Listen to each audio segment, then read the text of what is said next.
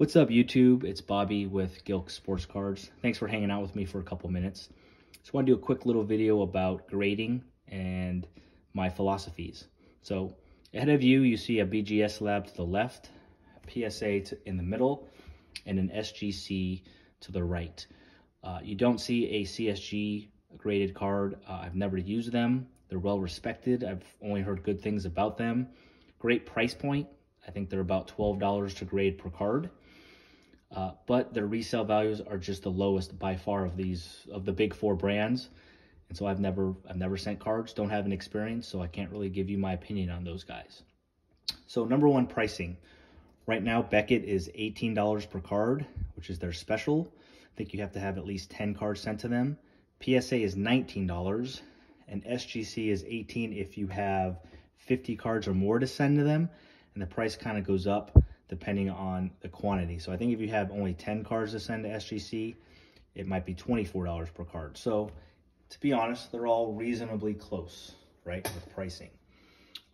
SGC is by far the best regarding how fast you can get your cards back. It's not really even close. It's like 2 to 3 weeks if you send them cards to get them back. So that's pretty awesome. PSA is getting way better, but they're kind of inconsistent.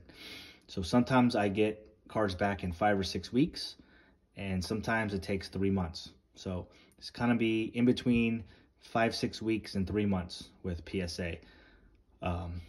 BGS, it's about 3 months as well. I think they're the longest to get the cards back currently. Customer service.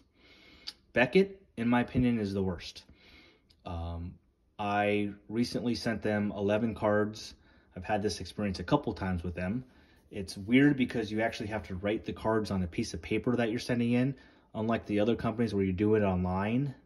When they get the cards, sometimes, like currently, I did get an email that they received them. They charged my credit card, but then when I look up under my account, there's nothing there. So I have no idea the process, like how long more I have to wait. I've emailed them twice, asking some easy questions. They have not responded to me yet. So I currently am having kind of issues with customer service regarding Beckett. They need to do better. PSA is not a whole lot better. But in my opinion, PSA is the biggest, the monster of the grading companies right now. So when you're the biggest, you get the most grief no matter what. So I used to work for Callaway Golf. They're the biggest company in golf, and it didn't matter what you did. It seems like, you know, people were harder on us than other companies because we were bigger. And so in a way, I don't think that's 100% totally fair to PSA. But what I will tell you is that the grading is not consistent. I've sent multiple cards back that I cracked that were PSA 9s and got 10s back. Again, that might be all 3 companies if I did it, but I've only done that with PSA so far. Their customer service is pretty tough. They don't respond very quickly. I've had a few situations where they weren't very helpful. So I think, but their values of their cards are way more valuable than the other 3 or 4 companies.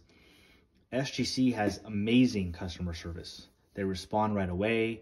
If there's something going on with, or any questions they have, they call you. Your cards get inputted in the system right away. Peter, who I believe is their CEO, he's on all kinds of different podcasts and super honest.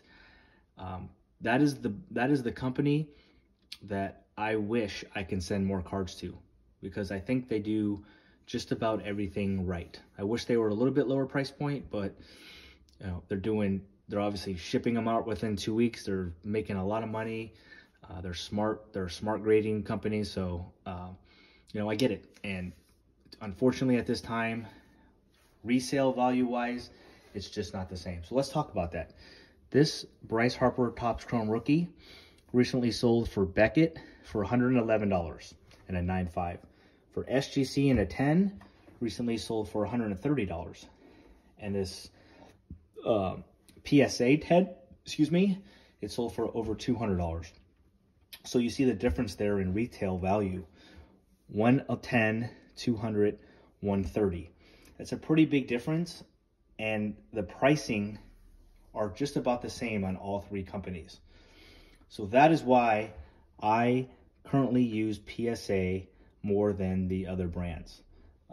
It's just about resale value, you know, and a lot of people, I hear a lot of stories about your PC or personal collection and how they want to use, you know, other companies instead of PSA because it's a better price point or you get the cards back quicker or whatnot. I don't understand that, because for me, yes, I have PC cards. For example, I have a rookie Ernie Banks that's a PSA 3. Like, I love that card. Like, I will never sell that card. But there might be a time in my life where I want to get a PSA 4 Ernie Banks card. So why wouldn't I want it in a PSA slab? I wanted a PSA slab so it will sell for more, and then I can maybe upgrade to a higher grade down the road. So unless it's like a PC card of a player that's just not well known, or used to be your neighbor or your friend, and you just want, you know, to save some money on grading, I get that. But for me, I want every card at its highest value. So anyways, that's all I have for you today. I want to talk quick grading. They're all great companies. You know, for me right now, because of resale value, I prefer PSA. So what's your thoughts? What company do you use the most? And have a great day. Appreciate you guys listening. Until next time.